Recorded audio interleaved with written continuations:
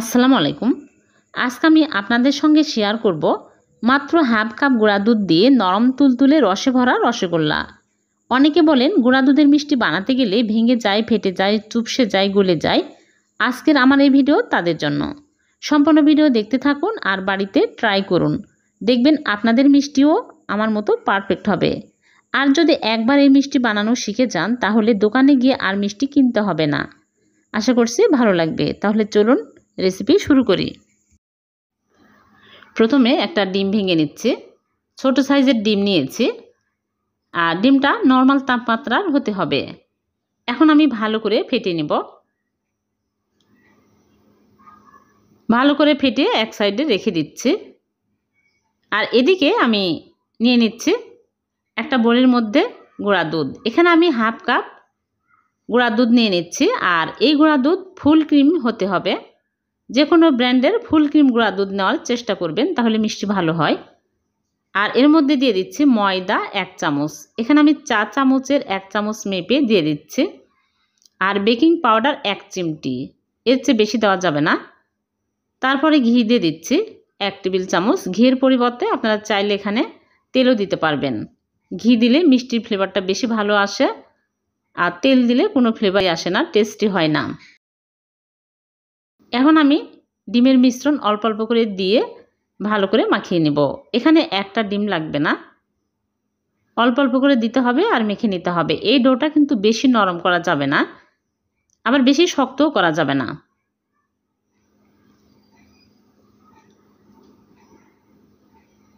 এরকম করে মাখিয়ে নিতে হবে। আর এখানে ডিম সামান্য পরিমাণে বেঁচে গেছে। এখন আমি হাত ধুয়ে সাথে সাথেই মিষ্টির শেপ দিয়ে নেব। হাতে ঘি লাগিয়ে নিয়েছি। এইরকম করে আমি ছোট ছোট করে বল বানিয়ে নিচ্ছি, রসগোল্লার শেপ দিয়ে নিচ্ছি। এরকম করে সবগুলো আমি বল বানিয়ে নিব। এই ছোট ছোট মিষ্টি যখন আমি শিরাতে দিব ফুলে ডবল হয়ে যাবে। অনেকে বলেন যে মিষ্টিতে ডিমের গন্ধ লাগবে কি না। ডিমের গন্ধ লাগে না, আপনারা বাড়িতে বানিয়ে দেখবেন। ঘি দিয়ে মাখানো থাকে, এলাচি গুঁড়া দেওয়া থাকে, কোনো গন্ধই লাগে না। সবগুলো মিষ্টি আমি বানিয়ে নিয়েছি। দেখুন হাফ কাপ গুঁড়া দুধে অনেকগুলো হয়েছে। এক সাইডে রেখে দিব। তারপরে আমি চিনি শিরা তৈরি করার জন্য চুলায় একটা পাত্র বসিয়ে দিয়েছি আর চিনি দিয়ে দিচ্ছি 1 কাপ। আর পানি দিয়ে দিচ্ছি 3.5 কাপ। পানি একটু বেশি দিতে হবে, যেহেতু 10 মিনিট জাল করে নিব।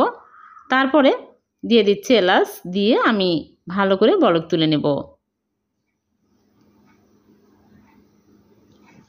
বলক ওঠার আগেই কিন্তু মিষ্টি দেওয়া যাবে না, তাহলেও কিন্তু মিষ্টি ভালো হয় না।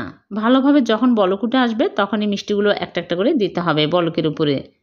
আর চুলার আঁচও কমানো বাড়ানো করা যাবে না, প্রথম থেকে শেষ পর্যন্ত একই আঁচে থাকবে। এখন আমি ঢেকে জাল করব 10 মিনিট। আর মাঝে মাঝে ঢাকনা খুলে মিষ্টিগুলো আলতো করে নেড়ে দিব। মিষ্টিগুলো কিন্তু বেশি নাড়াচাড়া করা যাবে না। দেখুন মিষ্টিগুলো ফুলে গেছে। মিষ্টি দেওয়ার সাথে সাথে ফুলে যায়। ফুলে গেলেই যে মিষ্টি হয়ে যাবে তা না। মিষ্টি 10 মিনিটের আগে কখনোই মিষ্টি ভালোভাবে কুক হয় না। আর 10 মিনিটের আগে যদি মিষ্টি নামান তাহলে মিষ্টি কিন্তু চুপসে যাবে, মিষ্টিও হয় না। 10 মিনিট ভালোভাবে জাল করে নিলে মিষ্টিগুলো ভালোভাবে কুক হবে। আর মাঝে মাঝে বাতাস বের করে দিতে হবে। ঢেকেই কিন্তু মিষ্টিগুলো জাল করতে হবে, তাহলে মিষ্টিগুলো ভালোভাবে কুক হবে। 10 মিনিট মিষ্টিগুলো জাল করে নিয়েছি। মিষ্টিগুলো ফুলে একদম রসে ভরে গেছে, অনেক সুন্দর হয়েছে মিষ্টিগুলো। এখন আমি চুলা থেকে নামিয়ে রেখে দেব 3 ঘন্টা। 3 ঘন্টা পর সার্ভ করে আপনাদেরকে দেখাবো। ফিরে আসলাম 3 ঘন্টা পর। মিষ্টিগুলো রস খেয়ে একদম বড় বড় হয়ে গেছে। এখন আমি সার্ভ করে নিচ্ছি। দেখুন মিষ্টিগুলো ভেঙেও যাচ্ছে না, গলেও যাচ্ছে না, একদম পারফেক্ট হয়েছে।